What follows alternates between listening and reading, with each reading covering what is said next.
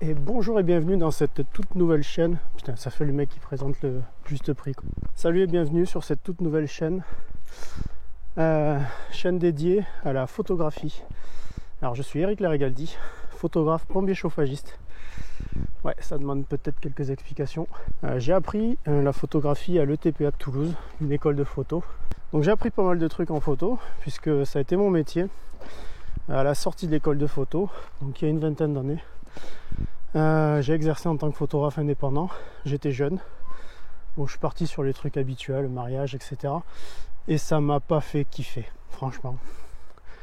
Donc après j'ai glissé un petit peu vers le graphisme, et puis après quelques années en travailleur indépendant dans l'image, donc photographie, graphisme, j'ai glissé et je suis parti faire le métier de plombier chauffagiste.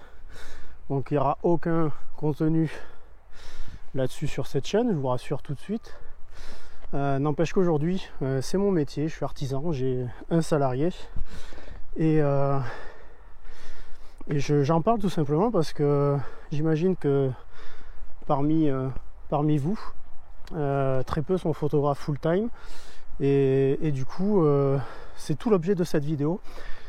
Plus que cette vidéo, c'est tout l'objet de cette chaîne en fait. La photographie, avant d'être de la technique, c'est d'abord un regard. Et c'est un petit peu ce qu'on va essayer de développer sur cette chaîne. Alors on parlera un petit peu de matériel technique, évidemment. Parce que sans technique, c'est difficile de faire les images qu'on a dans la tête. Cependant, ça fait pas tout. La technique, c'est assez peu de choses à connaître au final. Le fameux triangle d'exposition. Mais après, la photographie, pour moi, c'est d'abord un regard. Et ce regard, je vais essayer de vous le pas transmettre, mais de vous le partager plutôt au travers de sorties comme celle-ci ou d'autres qui seront peut-être plus écrites à l'avance, plus travaillées. Là c'est vraiment une vidéo de présentation, déjà moi pour me tester, parce que face caméra c'est loin d'être évident, c'est la première fois pour moi. Et puis aussi pour tester le setup. Alors ça sera toujours à peu près comme ça, sac à dos avec le matériel.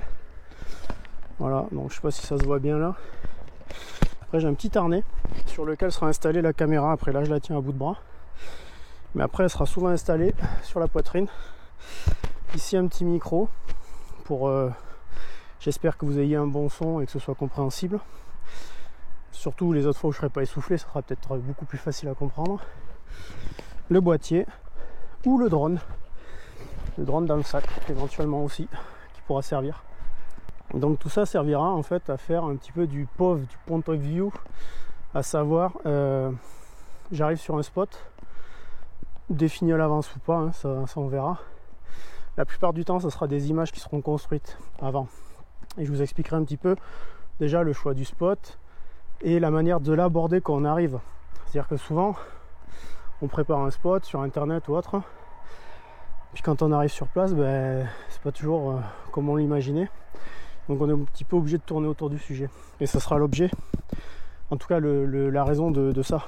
Pendant que je tourne autour du spot, boîtier à la main, je vais essayer de vous montrer l'écran du boîtier, les cadrages et la composition de l'image. Comment je compose l'image plutôt. Alors j'ai oublié de préciser, je suis avant tout photographe de paysage. Mais j'aime bien des fois m'autoriser quelques sorties de route. Il m'est arrivé il n'y a pas si longtemps de faire des photos un peu posées Walking Dead avec ma famille. Donc j'ai transformé femme et enfant en zombies et c'était assez intéressant et voire très sympa à faire en famille. Et ça pourrait être aussi l'objet d'une vidéo, ce type de mise en scène, parce que ça permet aussi d'inclure la famille dans votre démarche photographique. Alors il faut accepter, il faut que tout le monde soit d'accord avec le délire, mais si c'est le cas, c'est une bonne séance de rigolade. Allez, bon, c'est bon pour cette intro je pense.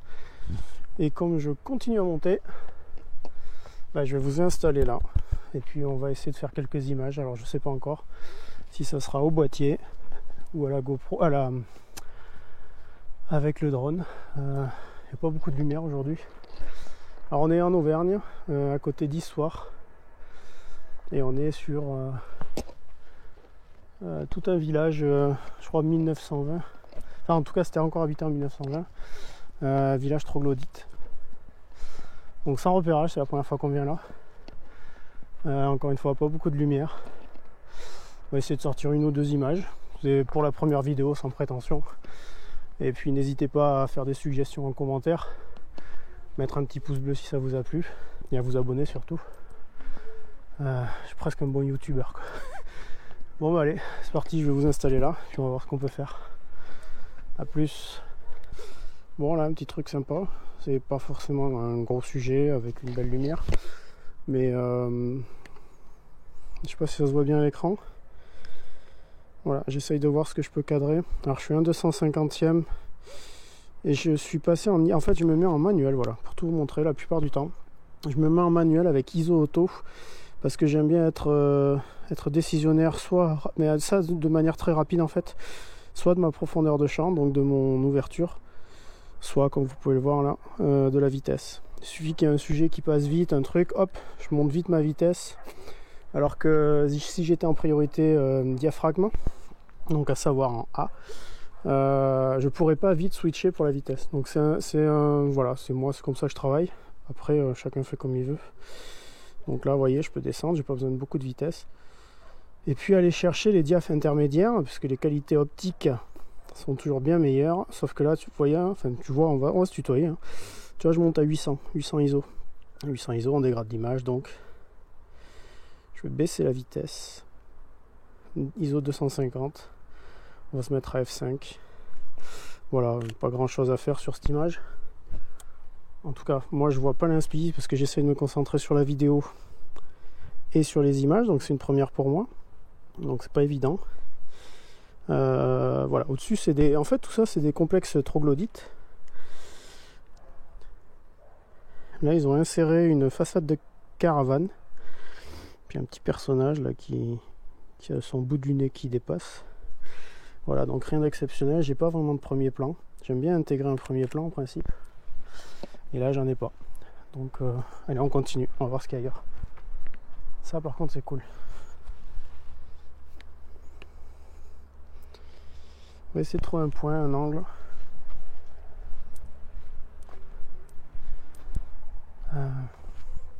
Ouais, c'est pas comme sur YouTube hein, où l'image elle sort de suite.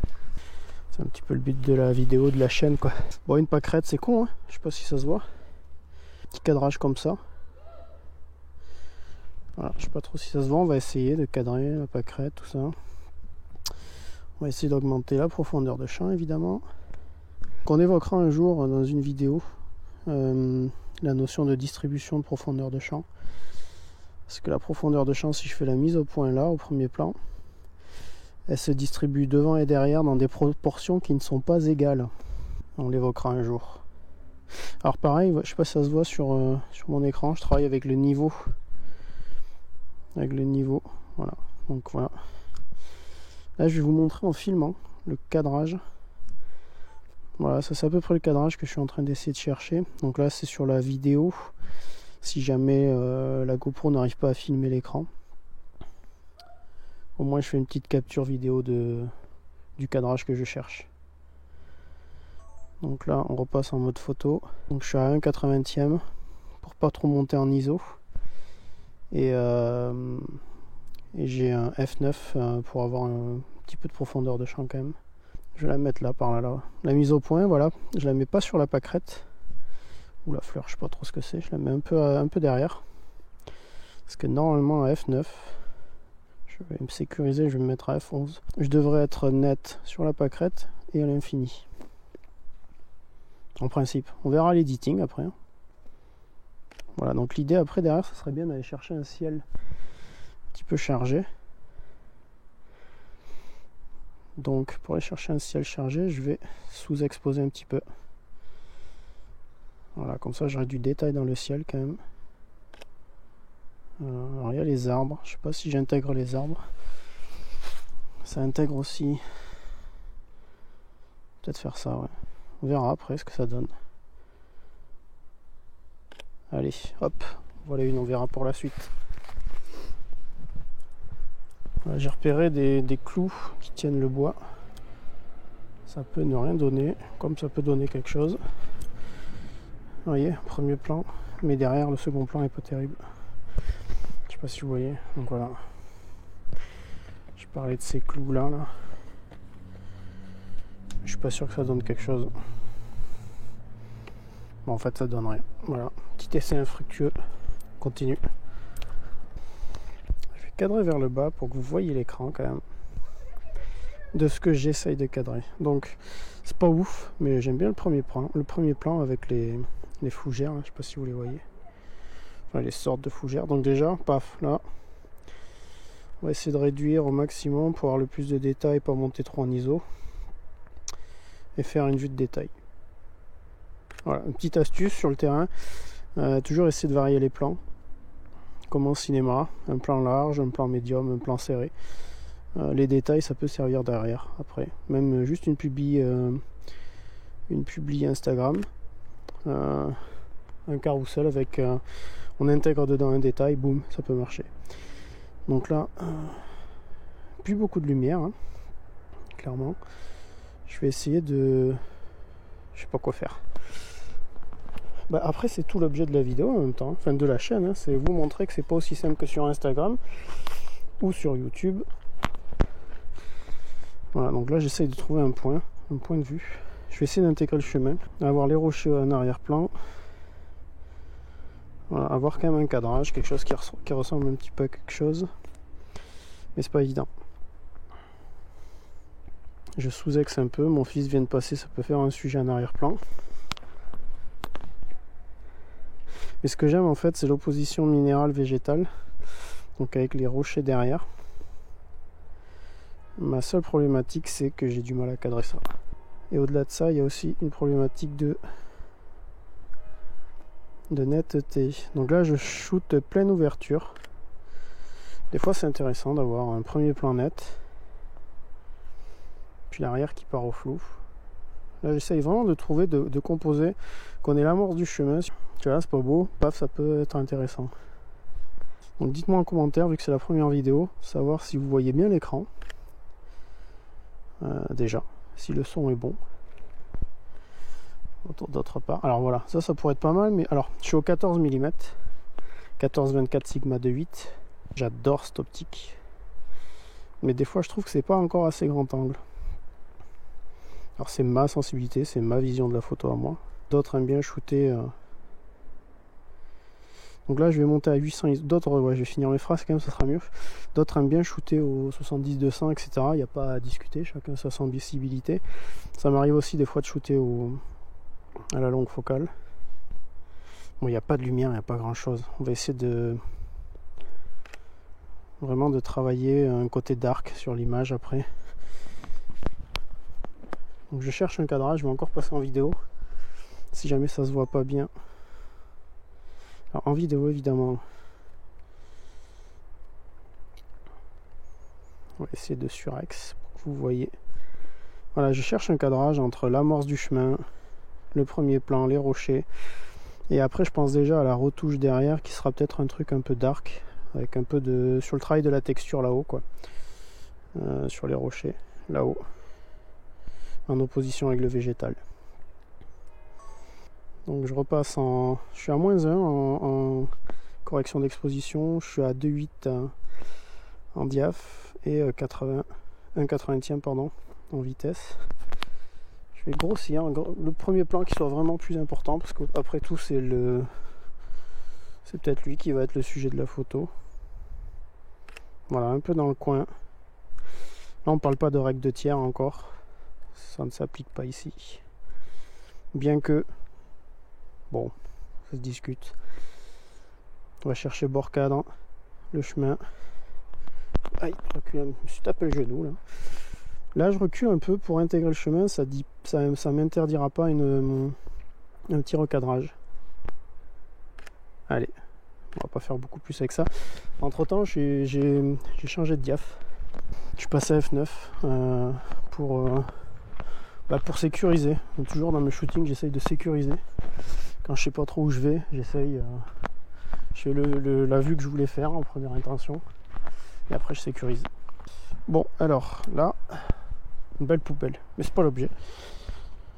J'aime bien ce point de vue là. Enfin, ce côté minéral à fond quoi. Il y a une barrière devant, ça peut être joli. Genre, je sais pas si tu vois, mais un cadrage comme ça. Et ce que je veux c'est un côté un peu drama. Enfin, drama dark, je sais pas comment on le qualifie, chacun mettra l'adjectif qu'il veut. Donc pour ça, idéalement, ah bah oui, mais en fait je montre là mais vous me voyez pas quoi. C'est là que vous me voyez. Voilà, donc le cadrage, je vais le switcher avec la vidéo. Ce sera un cadrage dans le genre, à peu près. Donc là en vidéo on le voit bien, c'est déjà assez dark et c'est ce que je vais chercher sur cette photo. Et pour accentuer ça, je vais le faire avec le trépied, un temps de pause élevé. Et ce que je voudrais, ce que je vais essayer d'avoir, c'est le ciel. Tout simplement le ciel un peu enfilé. Tu vois ce que je veux dire? Pour avoir... donc là on a l'image à peu près comme je vais la composer. Je vais sortir le trépied, pause longue, et je vais essayer de faire un filet dans le ciel. Je te reprends tout de suite.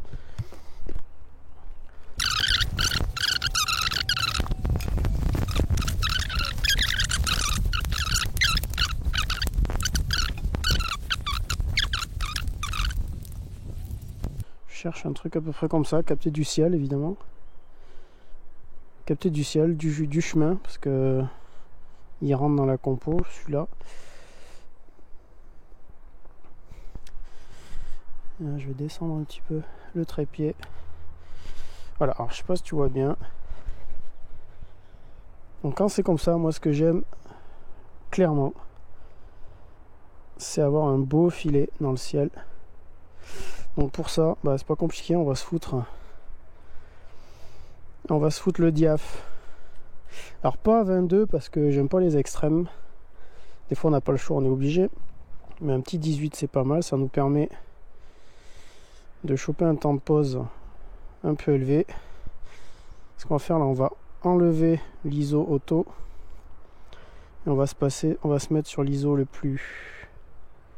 Alors il y a l'ISO natif 100, c'est le plus bas, et puis maintenant avec les boîtiers numériques on arrive à descendre en ISO 50. C'est une extrapolation de l'ISO natif. Voilà, donc on va se mettre, tu vois, une seconde. Je recherche, tu vois, dans ma tête je me disais entre 1 et 2 secondes. Et là on n'est pas loin. On va le tenter à 4 secondes, mais alors là du coup... Merde. Là du coup à 4 secondes, clairement. On va pas le faire comme ça, on met un petit retardateur pour éviter de toucher le boîtier et que le boîtier bouge. Donc la distribution, pareil, de la netteté là, bah, à 22, à 18, c'est pas très compliqué. Là c'est parti. On va le laisser pendant les 2 secondes. L'idée c'est que ça aille taper un petit filet dans le ciel. Si on y arrive, là c'est pas encore le cas. Je passe à 20 pour obtenir un peu plus de filet.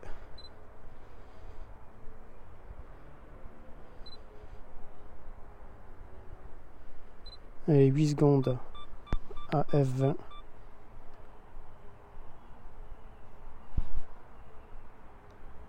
Alors, j'ai coupé parce que j'ai un coup de fil, je regarde le résultat. C'est pas encore ce que je veux. Évidemment, à l'édit, à la post-prod, on arrivera à faire quelque chose. On va essayer de descendre encore. Donc, je vais aller chercher les extrêmes. J'ai pas de filtration, pas avec moi aujourd'hui. J'en avais quand j'avais mon ancien matériel à l'époque. Vu que j'ai changé de matériel, je suis en Sony Alpha 7 IV avec un 14-24 comme je disais tout à l'heure. Il faut un porte-filtre qui se met sur, parce que tu vois la gueule de la lentille, c'est tout bombé.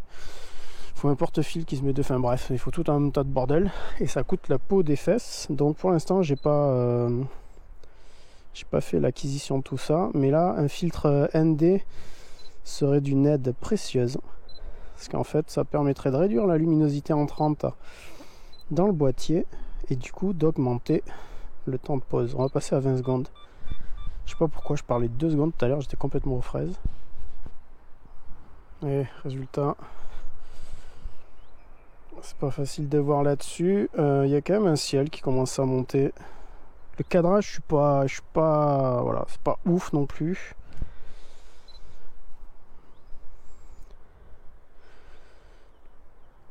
C'est pas ouf, mais c'est pas mal.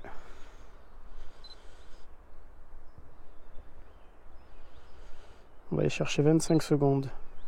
L'avantage de la plage dynamique sur ces boîtiers là, c'est qu'on pourra aller assombrir le ciel après quand même. Ma mise au point par là, 1/3 en général. De toute façon à F20, attends, F22, pas trop de soucis. On va passer à 30 secondes direct, comme ça on n'est pas embêté.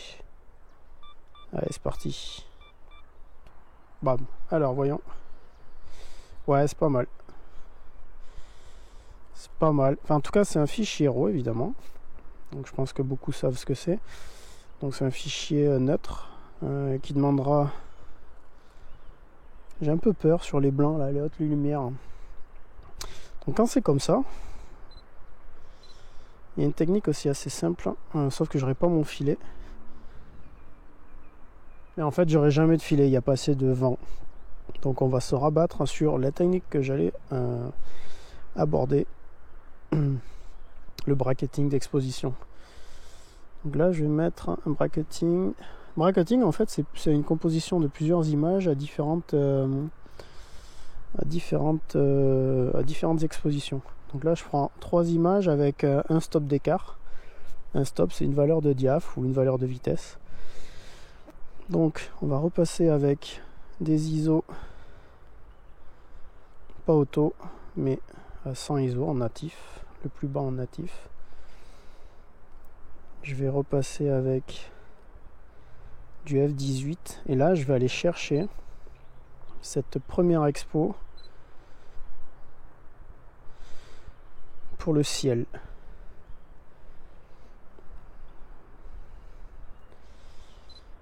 Tu vois, là, on arrivera à aller chercher à la fois les basses lumières et les hautes lumières, en principe. Paf. Donc, il y a un retardateur automatique dès qu'on est en bracketing. Bracketing, je sais pas comment tu le dis. Première image. Deuxième image. Et... troisième image. Voilà. Donc là, on a une composition de 3 images sur la même scène, évidemment, pour faire notre assemblage après un blending sur Photoshop ou Lightroom. Et on ira chercher du coup l'exposition dans les basses lumières pour la partie minérale, le rocher, et l'exposition dans les hautes lumières pour le ciel. Bon, vu qu'il y a un ciel sympa là-bas, on va plier le trépied et voir ce qu'on peut faire en descendant avec le reste. Ça peut être sympa de faire une ou 2 images, même à main levée, mais avec les belles lumières là, qui risquent de partir d'ailleurs, le temps qu'on plie le matos.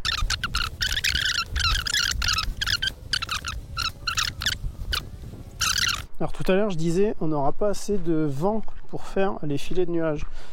J'ai pas vraiment détaillé, mais c'est un petit peu logique en fait. S'il n'y a pas de vent, les nuages ne se déplacent pas très vite. Du coup on a beau faire un temps de pause élevé, sauf si on va chercher dans des temps de pause très élevés, mais se pose à nouveau la question de la filtration. Si on n'a pas de temps de pause suffisamment élevé, les nuages se déplacent que très peu en 30 secondes. Donc on n'a pas cet effet de filet. C'est pour ça que j'ai arrêté, parce qu'ici, peu de vent. Ça se verra pas à la caméra, je pense. Mais les nuages bougent quasiment pas. Donc changement de plan. C'est pour ça qu'on est passé à la multi-exposition. Ça nous permet d'aller chercher un ciel sympa, un peu dark. Après moi, c'est les univers que j'aime bien. Après il y en a d'autres qui préféreront des trucs un peu plus carte postale, claire, etc. Ça m'arrive aussi d'en faire. Bon, il y avait un beau ciel là. Alors tu verras, je change souvent de sujet. Et c'est un peu ce qui se passe dans ma tête pendant que je shoot en fait. Et là je vais encore changer de sujet. Tout à l'heure il y avait un beau ciel avec une belle lumière. Et puis le temps qu'on sorte le trépied, tout ça, voilà, c'est très rapide. Bon, ça fait partie du jeu. Je savais que de toute façon j'avais pas de premier plan orienté comme ça, dans ce sens sur la descente. Donc je savais un petit peu que ça allait finir en autre boudin ce ciel. Il aurait été derrière les rochers, ça aurait été génial. C'est pas le cas, on va pas le créer. Donc voilà, on rattaque la descente. Je vais en profiter pour faire la conclusion de cette première vidéo. J'ai pas sorti beaucoup d'images, mais encore une fois, voilà, ouais, c'est complètement l'idée de cette chaîne et le pourquoi je la crée. C'est d'abord montrer moi ma manière de travailler, mais aussi dédramatiser, et puis tu vas sortir un peu du truc où tu pars faire des photos, tu sors 50 images qui vont faire un carton sur Instagram. Ça arrive à des fois, clairement. mais c'est pas tout le temps le cas, et puis c'est pas grave. Dis-moi en commentaire ce que tu attends aussi de cette chaîne, parce que c'est un truc qu'on va faire à plusieurs. Alors c'est moi qui suis sur le terrain avec la caméra et l'appareil photo, mais si tu me dis ce que tu veux, si tu as des interrogations, tu peux aussi partager, tu vois, en commentaire. Là je dis que moi je suis père de famille, entrepreneur, que j'ai peu de temps pour la photo. Bah, si tu as des astuces, moi je suis preneur, par exemple, savoir comment tu fais, comment tu t'organises. J'espère que tu as kiffé cette vidéo. Moi j'ai bien aimé la faire. Alors je sais pas ce que ça va donner au montage, à mon avis ça va être l'arrache, parce que j'ai recommencé plein de fois. Des fois je coupais, je disais un truc, je partais sur un autre truc, je sais plus, enfin j'ai pas tenu trop le fil. Les prochaines seront plus construites. Souvent je fais quand je fais mes sorties photos, c'est des sorties construites justement. Donc je pars avec l'intention de faire une photo. J'anticipe avant, je prévois, je sais exactement avec certaines applications que je te montrerai où sera le soleil, à quelle heure, sur quelle altitude, etc. Et du coup ça permet de sortir en ayant à peu près l'idée en tête de la photo qu'on va faire. Et du coup pour la vidéo que je tournerai pour toi, ça sera aussi plus facile, parce que je viendrai, je te dirai paf, voilà, du début. Avec cette application on va aller sur ce spot, je te montrerai comment je procède. On va sur le spot, on tourne autour du spot rapidement, on trouve un cadrage, ça on le fera ensemble aussi, tu vois, en vue subjective. N'hésite pas à dire en commentaire si tu as des axes d'amélioration à m'apporter ou des conseils à me donner pour que ce soit plus sympa pour toi. Je vais me mettre là pour finir. Et puis on shootera, et puis derrière on fera une autre vidéo pardon, pendant la retouche, l'editing, pour te montrer un petit peu que c'est pas parce que c'est du numérique qu'on ne développe pas une photo. Pour moi c'est comme à l'époque de l'argentique, c'est pareil en fait, numérique, argentique. À l'époque on choisissait son film, sa pellicule, avec l'idée du rendu final de l'image, parce que on savait que une Kodak telle ou une Ilford autre chose avait un rendu d'image d'une manière ou d'une autre. Aujourd'hui c'est pareil, sauf qu'on a un fichier numérique RAW, neutre, sur lequel on peut amener une colorimétrie, des masquages, des trucs, et ça donne une identité à l'image. Alors ça des fois on le sait avant même de partir, quand on va faire la prise de vue. Et des fois, c'est à l'editing qu'on se dit, celle-là, je la rendrais bien un petit peu dark, celle-là un petit peu carte postale, etc. Bon, il a fallu que je change de batterie sur la GoPro. Et la lumière est tombée, je pense que tu vois. Attends, j'ai peut-être une idée. Oh, ça va être à l'arrache. Ça sera pas tout. Projet Blair Witch. Moi, je vois plus rien, du coup, pour descendre. Bon, au moins, tu me vois. Pour finir enfin cette vidéo, donc je disais, chaque prise de vue qu'on fera ensemble, comme ça, en point de vue, ça donnera lieu après derrière à une autre vidéo sur laquelle on fera la retouche. Je vais me casser la gueule. On s'attardera de faire la retouche et on le fera ensemble aussi. Je te montrerai comment je procède, je te montrerai tous les pièges dans lesquels je suis tombé et tous les pièges que maintenant j'essaye d'éviter. Donc voilà, un grand merci pour être allé jusqu'à la fin de cette première vidéo. Bon, ouais, des descentes dans le noir comme ça, il y en aura souvent, parce que les spots en montagne, quand tu fais le sunset, forcément tu finis dans le noir. Bref, bon écoute, c'était vachement cool. Moi j'ai fait une première, j'ai bien kiffé la première. N'hésite pas à me dire en commentaire ce que tu as aimé, moins aimé. Si tu as aimé, vas-y, lâche ton petit pouce bleu, c'est le seul support et soutien que tu peux m'apporter en dehors de ta présence et des échanges qu'on aura dans le futur. J'ai un compte Insta où tu peux aller voir les anciennes images, c'est Larigaldi. Je vais te le mettre en dessous dans la vidéo, là tu auras le lien. Et puis on échange, on discute. Voilà, si tu as des idées pour les prochaines vidéos, moi j'en ai plein, mais vas-y, je suis prêt à prendre toutes les idées. L'idée c'est que ce soit dans le partage tout ça. Allez, c'est l'heure de l'apéro, à plus, ciao.